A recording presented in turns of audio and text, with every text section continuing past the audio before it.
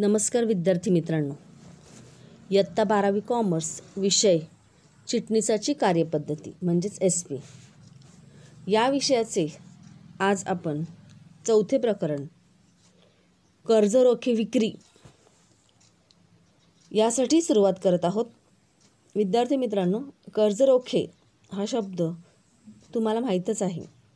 ज्यावेळी कंपनीला कर्जाऊ भांडवल उभे करायचे असते त्यावेळी कंपनी कर्ज रोख्यांची विक्री करून भांडवलाची उभारणी करत असते। कर्ज रोख्याने उभे केलेले भांडवल हे दीर्घ मुदतीचे कर्जाऊ भांडवल असते आणि जे भागांची विक्री करून कंपनीने उभे केलेले भांडवल आहे ते म्हणजे कंपनीचे मालकीचे भांडवल आहे। तर या पाठामध्ये आपण कर्ज रोखे विक्री संबंधी कोणकोणते नियम आणि तरतुदी कंपनी कायद्याअंतर्गत येतात आणि कंपनीला कोणकोणत्या तरतुदींचे पालन कर्ज रोख्यांची विक्री करत असताना करावे लागते, तसेच सेबीनुसार कर्ज रोखे विक्रीबाबत आवश्यक बाबी कोणकोणत्या आहेत आणि कर्ज रोखे विक्रीची कार्यपद्धती कशी आहे याविषयी जाणून घेणार आहोत।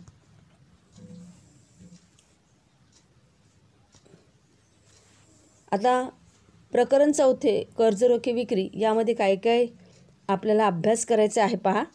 पहिला आहे कर्ज रोखे विक्री संबंधी नियम। कंपनी कायदा 2013 नुसार कर्ज रोखे विक्रीबाबतच्या तरतुदी कोणकोणत्या आहेत ते आपण येथे चर्चा करणार आहोत। तसेच कंपनी नियम 2014 नुसार कर्ज रोखे विक्रीच्या तरतुदी कोणकोणत्या आहेत, सेबीनुसार कर्ज रोखे विक्रीबाबत आवश्यक बाबी आणि कर्ज रोखे विक्रीची कार्यपद्धती, आणि शेवटचा मुद्दा आहे तो म्हणजे कर्ज रोखे विश्वस्त। आपल्याला बोर्डाकडून मिळालेल्या सर्क्युलरनुसार कर्ज रोखे विश्वस्त हा जो मुद्दा आहे तो स्वयं अध्ययनासाठी आहे, म्हणजे विद्यार्थ्यांनी तो स्वतः त्यावर अभ्यास करायचा आहे। ठीक आहे, तर आपण थोडीशी मी सुरुवातीला सांगणार आहे, त्यानंतर आपण या कंपनी कायदा 2013 नुसार कोणकोणत्या तरतुदी आहेत त्याची सविस्तर चर्चा करणार आहोत। आता कर्ज रोख्यांची विक्री करून भांडवलाची कंपनी उभारणी करते। ठीक आहे, तर कोणत्या परिस्थितीमध्ये कंपन्या आम जनतेला कर्ज रोख्यांची विक्री करून भांडवल उभं करतात ते आपण पाहूया।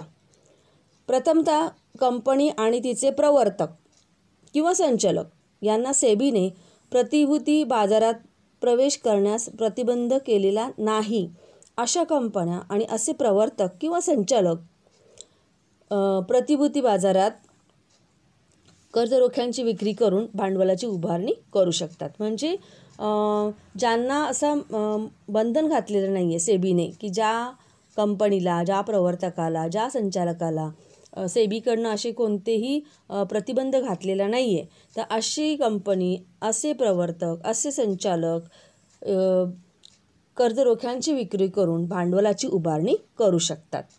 त्याचप्रमाणे 6 महिन्यांपेक्षा जास्त काळासाठी कोणत्याही कर्जाऊ प्रतिभूतींची परतफेड करण्यास कंपनीचे प्रवर्तक, संचालक हे दोषी नसल्याचे घोषित केलेले असल्यास या प्रकरणामध्ये आपण कर्ज रोखे विक्री संबंधित कायदेशीर विविध नियम आणि तरतुदींचा आणि कर्ज रोखे विक्रीच्या कार्यपद्धतीचा अभ्यास करणार आहोत। आता आणखीन कोण अशा प्रकारे कर्ज रोख्यांची विक्री करू शकतात, तर पहा, 6 महिन्यापेक्षा जास्त काळासाठी कोणत्याही कर्जाऊ प्रतिभूतींची परतफेड करण्यास कोणतेही प्रवर्तक किंवा संचालक दोषी नसतील तर तशा प्रकारची घोषणा झालेली असली पाहिजे की बाबा की या कंपनीचे संचालक किंवा या कंपनीचे प्रवर्तक हे अशा कुठल्याही आपण म्हणू शकतो की दोषामध्ये अडकलेले नाही आहेत की ज्यांनी 6 महिन्यापेक्षा जास्त काळासाठी प्रतिभूतींची परतफेड केलेली नाही किंवा त्यांचं मुद्दल दिलेलं नाही आहे किंवा एखाद्या संचालकाने किंवा प्रवर्तकाने किंवा कंपनीने जे कर्जरोखेधारक आहेत त्यांची मुद्दल रक्कम नाही दिली आहे किंवा त्यांचं व्याज दिलेलं नाही आहे, तर असे कुठल्याही दोषामध्ये ते अडकलेले नसावेत. ठीक आहे. तर अशी कंपनी, असे संचालक, असे प्रवर्तक काय करू शकतात, कर्जरोख्यांची विक्री करून कर्जाऊ भांडवलाची उभारणी ते करू शकतात. ठीक आहे. आता कंपनी सुरक्षित किंवा असुरक्षित कर्जरोख्यांची विक्री करू शकते. तसेच समहक्क भागांमध्ये पूर्णतः किंवा अंशतः रूपांतरित केल्या जाणाऱ्या कर्जरोख्यांची कंपनी विक्री करू शकते. आता याचा अर्थ तुम्हाला समजलाच असेल की सुरक्षित कर्जरोखे म्हणजे काय, तर तारण म्हणून एखादी मालमत्ता ठेवली जाते आणि असुरक्षित म्हणजे कोणत्याही प्रकारचे तारण म्हणून मालमत्ता नसते. तर अशा कर्जरोख्यांची विक्री कंपनी करू शकते. तसेच असे काही कर्जरोखे असतात की जे समहक्क भागांमध्ये रूपांतरित होतात, मग ते पूर्णतः असतील किंवा अंशतः असतील, तर अशाही कर्जरोख्यांची विक्री कंपनी करू शकते. ठीक आहे. आणि मूळ मुद्दा हा आहे की सर्वच कर्जरोख्यांची परतफेड कंपनीला करावीच लागते. लक्षात घ्या, सर्व प्रकारचे जी कर्जरोख्यांची परतफेड असते ती कंपनीला करावीच लागते. कारण कर्जरोखे म्हणजे तरी काय, तर कंपनीने आम जनतेकडनं कर्जाऊ पैसे घेतलेले असतात. आता साधी गोष्ट आहे, आपणही काही कामासाठी, घरातील काही कामासाठी असेल म्हणा, व्यवसायासाठी असेल, लग्नकार्य असेल, इतरांकडनं कर्जाऊ पैसे घेतो, पण कालांतराने आपण ते परत त्यांना देतो. ठीक आहे. तर याचप्रमाणे कंपनीसुद्धा स्वतःची भांडवलाची गरज भागवण्यासाठी कर्ज घेऊन त्याची उभारणी करत असते, पण कालांतराने कंपनीला सुद्धा ज्यांच्याकडनं कर्जाऊ रक्कम घेतलेली आहे त्यांना मुद्दल रक्कम आणि व्याज हे दोन्ही परत करावेच लागते. म्हणजे कर्जरोख्यांची परतफेड करणे हे आवश्यकच आहे. कंपनी आपल्या भागधारकांना, जनतेला तसेच खाजगीरित्या कर्जरोख्यांची विक्री करू शकते. लक्षात घ्या की कंपनी त्यांचे जे भागधारक आहेत किंवा आम जनता आहे किंवा खाजगी पद्धतीने सुद्धा कर्जरोख्यांची विक्री करू शकते. कंपनी कर्जरोख्यांची भाग बाजारामध्ये नोंदणी करू शकते. ठीक आहे. तसेच कर्जरोखे विक्रीचा अधिकार हा कोणाला असतो, तर कर्जरोखे विक्रीचा अधिकार पूर्णपणे कंपनीच्या संचालक मंडळाला असतो. ठीक आहे. हे लक्षात ठेवायचं आहे की अंतिमतः निर्णय कोण घेत असतं, तर संचालक मंडळ हे घेतं कर्जरोख्यांच्या विक्रीच्या बाबतीमध्ये. परंतु असे असले तरी संचालक मंडळाला कंपनीच्या नियमावलीत घालून दिलेल्या मर्यादेपर्यंतच कर्ज उभारणीच्या अधिकाराचा वापर करता येतो. म्हणजे जरी निर्णय हा संचालक मंडळ घेत असेल तरीसुद्धा कंपनीला जी काही त्यांची नियमावली आहे, कर्जरोख्यांच्या विक्रीच्या बाबतीमध्ये जे काही नियम लिहिलेले आहेत त्याच्या अधीन राहूनच कर्जरोख्यांची विक्री करून भांडवल उभे करावे लागते. ठीक आहे. त्यानंतर जर कर्ज उभारणीच्या मर्यादेपेक्षा जास्त कर्ज उभारणी करावयाची असेल, म्हणजे जेवढी त्यांनी सुरुवातीला जे ठरवलेलं आहे की इतक्या रकमेपर्यंतच आपण कर्जरोख्यांची विक्री करायची आहे, परंतु त्याच्यापेक्षा जर जास्त कर्जरोख्यांची विक्री करून जर भांडवल उभं करायचं असेल तर भागधारकांच्या सर्वसाधारण सभेमध्ये तसा विशेष ठराव मंजूर करून त्यास संमती घ्यावी लागते. ठीक आहे. म्हणजे शेवटी भागधारक हे कंपनीचे खरे मालक असतात, आपल्याला हे माहिती आहे. आणि ज्यावेळी कर्जाची परतफेड करायची वेळ येते त्यावेळी सगळा जो बोजा आहे कर्जाचा तो अंतिमतः कोणाला सहन करावा लागतो, तर समहक्क भागधारकांना सहन करावा लागतो. म्हणजे या कर्जरोख्यांचे पैसे परतफेड करण्यासाठी कधीकधी या समहक्क भागधारकांना जर कंपनीची आर्थिक स्थिती चांगली नसेल तर त्यांना आर्थिक नुकसान हे सोसावे लागते. म्हणूनच सर्वसाधारण सभेमध्ये विशेष ठराव मंजूर करून त्यांना संमतीही घ्यावी लागते. जी भागधारकांची सर्वसाधारण सभा असते त्यामध्ये विशेष ठराव मंजूर करावा लागतो या बाबतीतला, आणि या सर्व भागधारकांची संमती घेऊन मग कर्ज उभारणीच्या मर्यादेपेक्षा जास्त कर्ज उभारणी कंपनी करू शकते. ठीक आहे. तर आत्ता आपण कंपनी कायदा 2013 नुसार कर्जरोखे विक्रीच्या तरतुदी काय काय आहेत ते आपण पाहणार आहोत. जसं तुम्हाला स्क्रीनवर दिसतं आहे, कंपनी कायदा 2013 नुसार तरतुदी ज्या दिलेल्या आहेत कर्जरोखे विक्री संबंधीच्या त्या खालीलप्रमाणे आहेत. तर इथे तुम्हाला साधारण 9 मुद्दे दिसत आहेत. पहिला आहे मतदानाचा अधिकार नाही. दुसरा आहे कर्जरोख्यांचे प्रकार. तिसरा मुद्दा आहे व्याज देणे व परतफेड. चौथा आहे कर्जरोखे प्रमाणपत्र. पाचवा आहे कर्जरोखे परतफेड राखीव निधी निर्माण करणे. सहावा मुद्दा कर्जरोखे विश्वस्तांची नियुक्ती. सातवा मुद्दा बघा, कर्जरोखे विश्वस्तांचा NCLTशी संपर्क. आठवा मुद्दा आहे निर्बंध लादणे.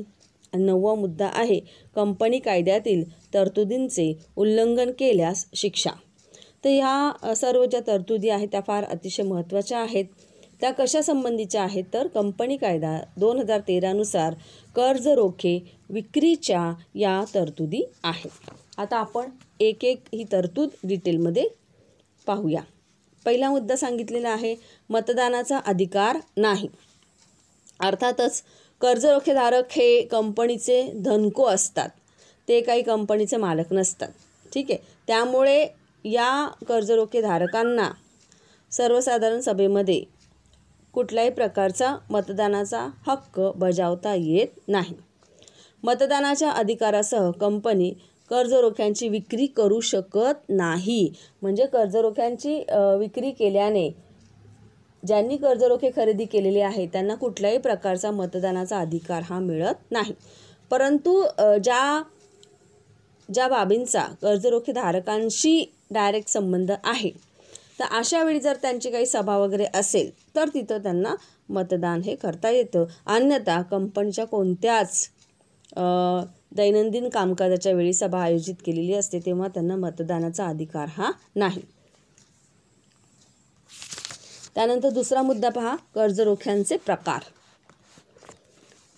आपण सुरुवातीला आधीच्या पाठांमध्ये कर्जरोख्यांचे प्रकार पाहिलेले आहे. तुम्हाला आठवतच असेल की सुरक्षित कर्जरोखे, असुरक्षित कर्जरोखे, रूपांतरित, अरूपांतरित, परतफेडीचे, न परतफेडीचे, तर असे अनेक प्रकार आहेत. म्हणजेच काय तर कंपनी सुरक्षित व असुरक्षित कर्जरोख्यांची पूर्णतः किंवा अंशतः, रूपांतरणीय कर्जरोख्यांची किंवा अरूपांतरणीय कर्जरोख्यांची विक्री करू शकते. ठीक आहे. रूपांतरणीय म्हणजे कर्जरोखे म्हणजे काय तर या कर्जरोख्यांचे कालांतराने ठराविक कालावधीनंतर समहक्क भागांमध्ये रूपांतर होते. आणि अरूपांतरणीय म्हणजे या कर्जरोख्यांचे समहक्क भागामध्ये रूपांतर होत नाही. ठीक आहे. तर रूपांतरणीय कर्जरोख्यांची विक्री करताना कंपनीला भागधारकांच्या सर्वसाधारण सभेत विशेष ठराव मंजूर करून घ्यावा लागतो. आणि अत्यंत महत्त्वाची गोष्ट म्हणजे सर्व कर्जरोख्यांची परतफेड ही करावीच लागते. मग ते कोणत्याही प्रकारचे कर्जरोखे असू देत, कंपनीला सर्व कर्जरोख्यांची परतफेड करणं अनिवार्य आहे. ठीक आहे. आणि रूपांतरणीय कर्जरोख्यांची विक्री करत असताना कंपनीला सर्वसाधारण सभेमध्ये भागधारकांच्या सर्वसाधारण सभेमध्ये विशेष ठराव मंजूर करून घ्यावा लागतो. त्यांची परवानगीही घ्यावी लागते. ठीक आहे. तर साधारणपणे कर्जरोख्यांचे मुख्यतः प्रकार लक्षात ठेवण्यासारखे म्हणजे सुरक्षित कर्जरोखे आणि असुरक्षित कर्जरोखे. त्यानंतर पूर्णतः किंवा अंशतः रूपांतरणीय कर्जरोखे किंवा अरूपांतरणीय कर्जरोखे. ठीक आहे. त्यानंतर तिसरा मुद्दा पहा, व्याज देणे व परतफेड. कंपनीला कर्जरोख्यांची विक्री करतानाच्या अटीनुसार कर्जरोख्यांवरील व्याज व कर्जरोख्यांची परतफेड करावीच लागते. ही गोष्ट लक्षात ठेवायची आहे. कर्जरोखे कोणत्याही प्रकारचे असू देत, कंपनीला त्यावरील व्याज देणं हे आवश्यकच आहे. आणि ठराविक कालावधीनंतर त्या कर्जरोख्यांची परतफेड करणं सुद्धा अत्यंत गरजेचे असते. त्यानंतर चौथा मुद्दा आहे कर्जरोखे प्रमाणपत्र. कर्जरोखे प्रमाणपत्र यामध्ये कर्जरोख्यांचे वाटप केल्यापासून 6 महिन्यात कंपनीला कर्जरोखे प्रमाणपत्राचे वाटप कर्जरोखेधारकांना करावे लागते. लक्षात ठेवा, कर्जरोख्यांचे वाटप केल्यापासून किती महिने सांगितले मी? 6 महिने. 6 महिन्याच्या आत कंपनीला कर्जरोखे प्रमाणपत्राचे वाटप हे कर्जरोखेधारकांना करावे लागते. ठीक आहे, 6 महिने लक्षात ठेवायचं आहे. तुम्हाला हे ऑब्जेक्टिव्हला क्वेश्चन येऊ शकतो. त्यानंतर 5वा मुद्दा पहा, कर्जरोखे परतफेड राखीव निधी निर्माण करणे. म्हणजे कर्जरोख्यांची परतफेड करण्यासाठी राखीव निधीची तरतूद करावी लागते. पहा, लाभांशाची रक्कम देण्यासाठी उपलब्ध असलेल्या नफ्यातून कंपनीला कर्जरोखे परतफेड राखीव निधी निर्माण करावा लागतो. म्हणजे ज्यावेळी कंपनीला नफा होतो त्यावेळी कंपनी काय करते की नफ्यामधील काही भागधारकांना लाभांश म्हणून देण्यासाठी वापरते. तर लाभांशाची रक्कम देण्यासाठी उपलब्ध असलेल्या नफ्यातील जो राखीव निधी असतो तर त्यातूनच काही तरतूद ही कर्जरोख्यांची परतफेड करण्यासाठी कंपनीला करावा लागतो. निर्माण केलेल्या राखीव निधीचा उपयोग फक्त कर्जरोख्यांची परतफेड करण्यासाठीच करावा लागतो.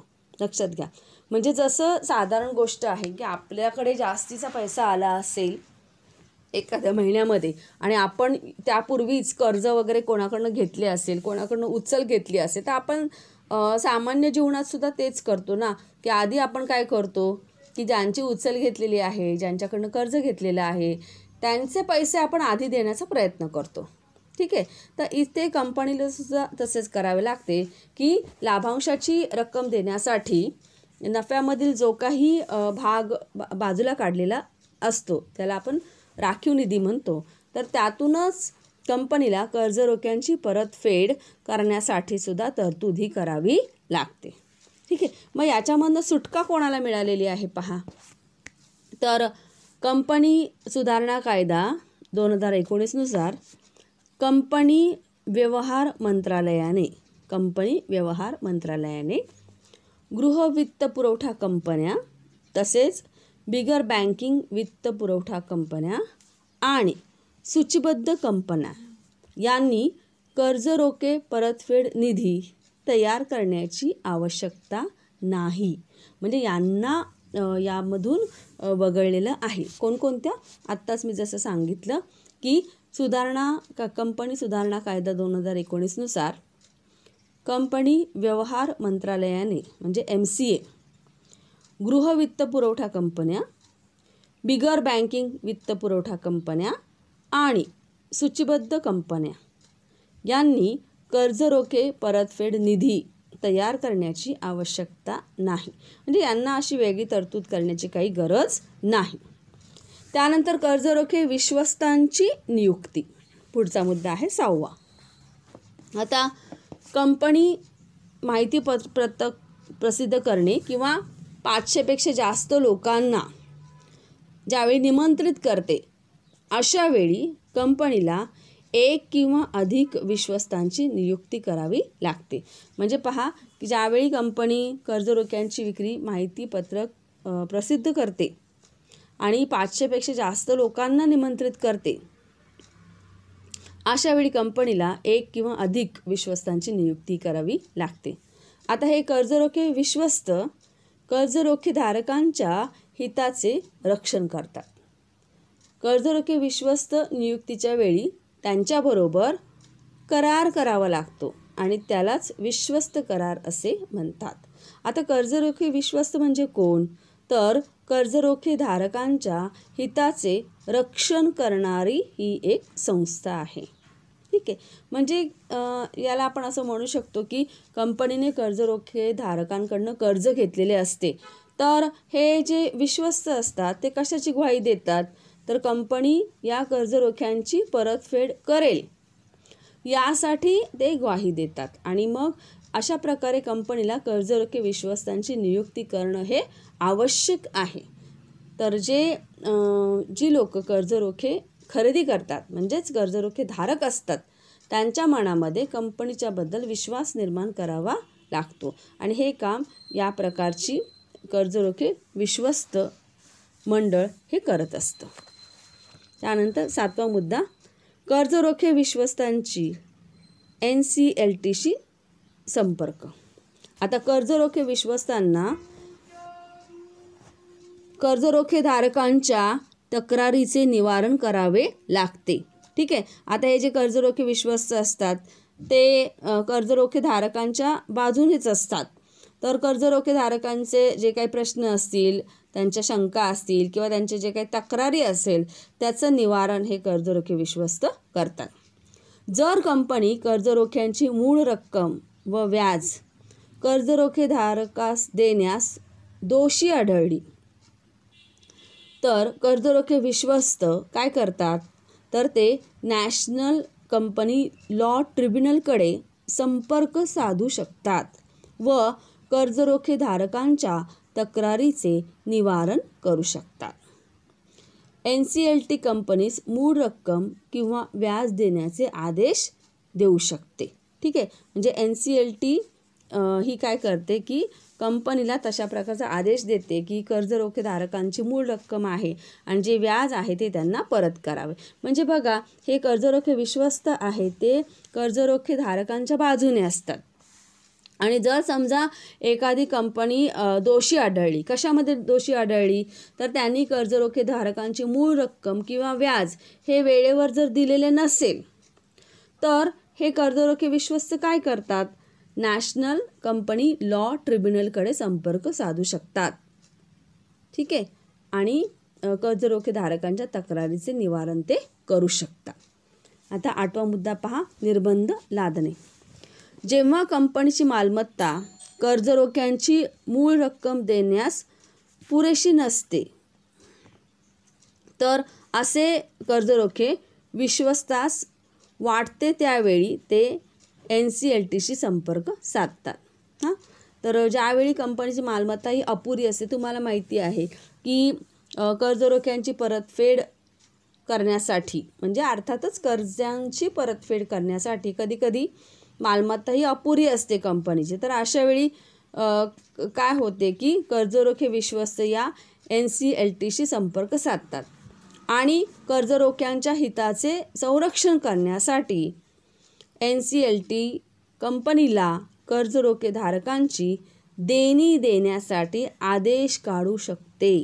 पहा, म्हणजे कर्जरोखे विश्वस्त जे आहे ते जर त्यांना असं वाटलं की कर्जाची रक्कम देण्यासाठी कंपनीकडे पुरेशी मालमत्ता नाही, ठीक आहे, तर ते काय करतात, NCLTशी संपर्क साधतात आणि मग ही NCLT कंपनीला कर्जरोखे धारकांची देणी देण्यासाठी आदेश काढू शकते.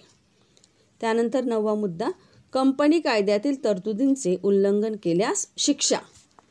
कंपनी कायद्यातील तरतुदींचे पालन करण्यास जेव्हा कंपनी अपयशी ठरते म्हणजे पूर्ण त्या तरतुदींचं पालन करत नाही तेव्हा कंपनी आणि तिचे अधिकारी दंड किंवा तुरुंगवास किंवा कंपनी कायद्यात नमूद केलेल्या दोन्ही शिक्षेस पात्र ठरतात. म्हणजे पहा, कर्जरोखे धारकांच्या बाजूने केवढी तरतूद केलेली आहे कंपनी कायद्यामध्ये. म्हणजे ज्यावेळी हे कंपनी कर्जरोखे धारकांच्या कर्जरोख्यांची परतफेड करण्याबाबत तरतुदींचे पालन करत नाही तेव्हा अशा ज्या कंपन्या आहेत तर तिचे जे कोणी अधिकारी असतील तर त्यांना दंडाची किंवा तुरुंगवासाची किंवा कंपनी कायद्यामध्ये नमूद केलेली दोन्ही शिक्षेस ते पात्र ठरतात. तर म्हणूनच कर्जरोख्यांची विक्री करत असताना कंपनीला सर्व या तरतुदींचे काटेकोरपणे पालन करावे लागते. अन्यथा दोषी कंपनी अधिकाऱ्यास जशी कंपनी कायद्यामध्ये दंडाची तरतूद केलेली आहे त्याप्रमाणे त्यांना तो दंड सहन करावा लागू शकतो. तर हे सगळे जे आहेत ते कंपनी कायदा 2013नुसार विक्रीच्या बाबतीत कंपनी कर्जरोखे विक्रीच्या बाबतीतील तरतुदी आहेत. आता पुढचा भाग बघूया आपण. जेव्हा कंपनी सुरक्षित कर्जरोख्यांची विक्री करणार असेल त्यावेळी कंपनीला खालील नियमांचे पालन करावे लागते. आता ज्यावेळी कंपनी सुरक्षित कर्जरोख्यांची विक्री करते त्यावेळी तिला कुठले अटी व नियमांचे पालन करावे लागते ते आपल्याला यामध्ये दिसत आहेत. तर एकूण 4 नियम आहेत जे आपल्याला स्क्रीनवर दिसत आहेत. कंपनी नियम 2014 नुसार सुरक्षित कर्जरोख्यांसाठी कंपनीला सुरक्षित कर्जरोख्यांचा कालावधी, मालमत्तेवर बोजा स्थापन करणे किंवा निर्माण करणे, कर्जरोखे विश्वस्तांची नेमणूक आणि कर्जरोखे परतफेड निधी निर्माण करणे. तर अशी ही तरतूद कंपनीला करावी लागते. आता या तरतुदी काय आहेत आपण ते पाहूया.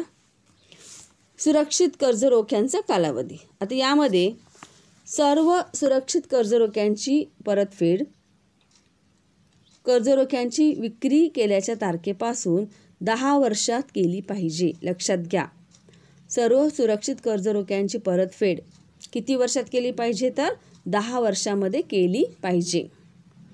पायाभूत सुविधा प्रकल्पामध्ये गुंतलेल्या कंपन्या किंवा कंपनी व्यवहार मंत्रालय, केंद्र सरकार किंवा रिझर्व्ह बँकेने परवानगी दिलेल्या फक्त काही कंपन्याच कर्जरोख्यांची विक्री 30 वर्षापर्यंतच्या कालावधीसाठी करू शकतात. आता यामध्ये सुद्धा या फक्त कंपन्यांना सूट दिलेली आहे. कोणत्या कोणत्या कंपन्या? पुन्हा एकदा ऐका. पायाभूत सुविधा प्रकल्पामध्ये गुंतलेल्या कंपन्या. तर अशा कंपन्या की ज्या इन्फ्रास्ट्रक्चर फॅसिलिटी प्रोव्हाइड करण्याच्या कामामध्ये गुंतलेल्या आहेत, जसं की रस्ते निर्मिती, रेल्वे वगैरे असं. तर अशा कंपन्यांना तशी सूट दिलेली आहे की ते 30 वर्षापर्यंतच्या कालावधीमध्ये कर्जरोख्यांची परतफेड करू शकतात. तसेच ज्या कंपन्यांची स्थापना कंपनी व्यवहार मंत्रालय, केंद्र सरकार किंवा रिझर्व्ह बँकेने केलेली आहे तर त्यांची परवानगी असेल अशाच कंपन्यांना फक्त 30 वर्षापर्यंतच्या कालावधी हा दिला जाऊ शकतो कर्जरोख्यांची परतफेड करण्यासाठी. अन्यतः सर्व सुरक्षित कर्जरोख्यांची परतफेड कर्जरोख्यांची विक्री केल्याच्या तारखेपासून 10 वर्षात केली पाहिजे. हे लक्षात ठेवायचं आहे. त्यानंतर दुसरा मुद्दा आहे मालमत्तेवर बोजा स्थापन किंवा निर्माण करणे. कंपनीला तिच्या मालमत्तेवर किंवा तिच्या दुय्यम कंपनीच्या मालमत्तेवर बोजा निर्माण करता येतो. कर्जरोखे विक्रीचे संपूर्ण मूल्य व व्याज देण्यासाठी बोजा निर्माण केल्या जाणाऱ्या मालमत्तेचे मूल्य योग्य असले पाहिजे. म्हणजे कंपनीला आपली स्वतःची मालमत्ता ठेवून तारण म्हणून ठेवून कर्जरोख्यांची विक्री करता आली पाहिजे. ठीक आहे. आणि जी कोणती मालमत्ता ते तारण म्हणून ठेवणार आहेत त्या मालमत्तेचं मूल्य हे योग्य असले पाहिजे. केंद्र सरकार किंवा राज्य सरकारने हमी दिलेल्या सरकारी कंपनीने सुरक्षित कर्जरोख्यांची विक्री केल्यास तिला आपल्या मालमत्तेवर बोजा निर्माण करण्याची आवश्यकता नाही. म्हणजे यामध्ये कोणत्या कंपनीला सूट दिली आहे तर केंद्र सरकार किंवा राज्य सरकारने हमी दिलेली कोणती सरकारी कंपनी ज्यावेळी सुरक्षित कर्जरोख्यांची विक्री करते तर तिला मात्र आपल्या मालमत्ता अशा प्रकारे गहाण वगैरे ठेवावी लागत नाही. मालमत्तेवर बोजा निर्माण करणे म्हणजे काय तर कंपनी आपली मालमत्ता तारण म्हणून ठेवते, गहाण म्हणून ठेवते. जसं तुम्ही पाहिलं असेल की मूवीजमध्ये वगैरे पाहिलं असेल की एखादा शेतकरी असतो, गरीब शेतकरी, आणि त्याला सावकाराकडनं कर्ज हवे असते, थोड्या कालावधीसाठी पैसे हवे असतात. तर तो काय करतो, त्याच्या घरामध्ये असलेला एखादा दागिना वगैरे तो त्या सावकाराकडे देतो आणि म्हणतो की मला तुम्ही महिन्याभरासाठी एवढे पैसे द्या आणि मी महिन्याभराने तुमचे पैसे परत करेन आणि माझा दागिना घेऊन जाईन. तर हे काय झालं, की त्याने काय केलेलं आहे, तो जो दागिना आहे तो गहाण म्हणून सावकाराकडे ठेवले, म्हणजे त्याची ती मालमत्ता आहे, त्याच्यावर या कर्जाचा त्याने बोजा निर्माण केलेला आहे. ठीक आहे, ते एक उदाहरण म्हणून मी दिलं तुम्हाला. तर अशा प्रकारे कंपन्यांना सुद्धा आपली मालमत्ता ही तारण म्हणून ठेवावी लागते कर्जरोख्यांची विक्री करत असताना. तर हे तारण म्हणून ठेवत असताना त्या मालमत्तेचं मूल्य बाजारामध्ये तेवढं असलं पाहिजे. ठीक आहे. त्यानंतर तिसरा मुद्दा आहे कर्जरोखे विश्वस्तांची नेमणूक. माहितीपत्रक प्रसिद्ध करण्यापूर्वी कंपनीला कर्जरोखे विश्वस्तांची नेमणूक करावी लागते. माहितीपत्रक प्रसिद्ध करण्यापूर्वी किंवा कर्जरोखे वाटपापासून 60 दिवसात, लक्षात घ्या, 60 दिवसात कंपनीला कर्जरोखे विश्वस्त करार करावा लागतो. या करारात कंपनी आणि विश्वस्त यांना मान्य असलेल्या नियम व अटींचा समावेश असतो आणि कर्जरोखे विश्वस्तांची भूमिका स्पष्ट केलेली असते. तर माहितीपत्रक प्रसिद्ध केल्यापासून कंपनीला कर्जरोखे विश्वस्ताची नेमणूक ही करावीच लागते.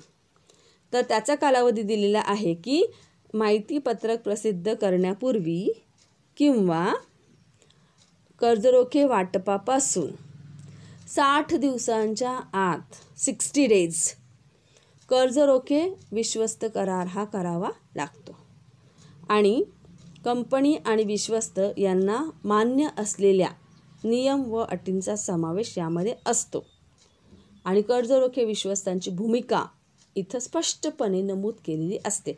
अर्थातच कर्जरोखे विश्वस्त जे असतात ते कर्जरोखे धारकांच्या हिताचा ते विचार करतात, जेणेकरून कंपनी काय करेल की वेळेवर या कर्जरोख्यांची परतफेड करेल, व्याज वेळेवर देईल, याकडे लक्ष देणं हे या कर्जरोखे विश्वस्तांचं काम आहे. म्हणजे त्यांची भूमिका ही तशी असते. त्यानंतर चौथा मुद्दा आहे तो म्हणजे कर्जरोखे परतफेड निधी निर्माण करणे. कंपनीकडे उपलब्ध असलेल्या नफ्यातून कर्जरोख्यांची परतफेड करण्यासाठी कंपनीला कर्जरोखे परतफेड निधी निर्माण करावा लागतो. म्हणजे कंपनीला जो नफा झालेला असतो त्यामधूनच काही भाग, काही हिस्सा हा बाजूला ठेवावा लागतो आणि त्यातूनच मग कंपनीला कर्जरोख्यांची परतफेड करण्यासाठीची तरतूद ही करावी लागते.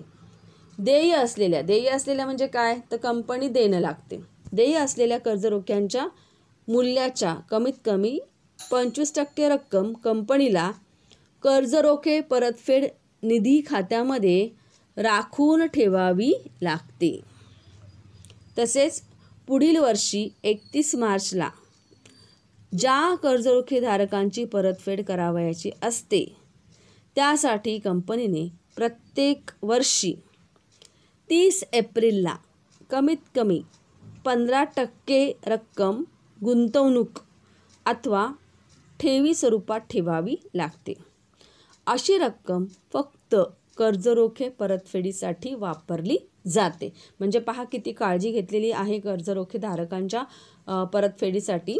तर प्रत्येक कंपनीला कर्जरोखे परतफेड निधी खात्यामध्ये काही 25% रक्कम ही राखीव म्हणून ठेवावी लागते.